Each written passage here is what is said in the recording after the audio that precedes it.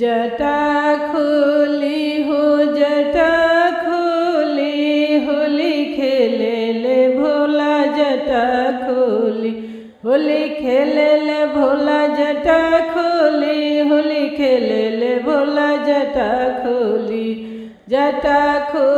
हो जटा खोली होली खेले ले भोला जटा खोली। पहिला होली कैलाश पर खेलले पहिला होली कैलाश पर खेलले भूतवा परतवा के गजब टोली होली खेले ले भोला जटा खोली।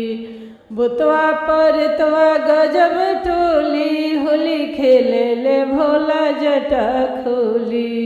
जटा खोली हो जटा खोली होली खेले ले भोला जटा खोली होली खेले ले भोला जटा खोली होली खेले ले भोला जटा खोली।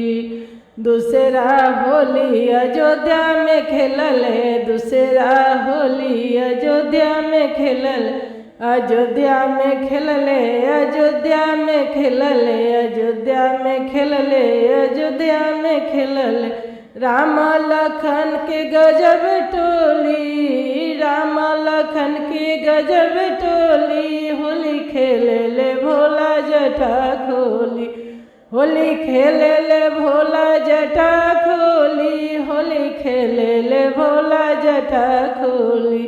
जटा खोली हो जटा खोली होली खेले ले भोला जटा खोली। तीसरा होली स्वर्ग में खेलले तीसरा होली स्वर्ग में खेलले स्वर्ग में खेलले स्वर्ग में खेलले तीसरा होली स्वर्ग में खेलले स्वर्ग में खेलले स्वर्ग में खेलले ब्रह्मा सरस्वती के गजब टोली ब्रह्मा सरस्वती के गजब जोड़ी होली खेले ले भोला जटा खोली होली खेले ले भोला जटा खोली होली खेले ले भोला जटा खोली। जटा खोली हो जटा खोली होली खेले ले भोला जटा खोली। जटा खोली हो जटा खोली होली खेले ले भोला जटा खोली होली खेले ले भोला जटा खोली।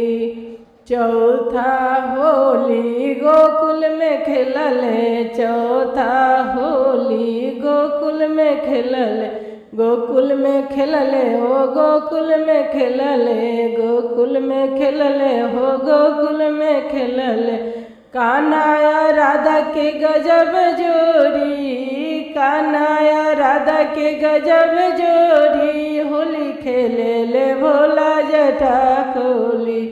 जटा खोली हो जटा खोली होली खेले ले भोला जटा खोली होली खेले ले भोला जटा खोली होली खेले ले भोला जटा खोली। जटा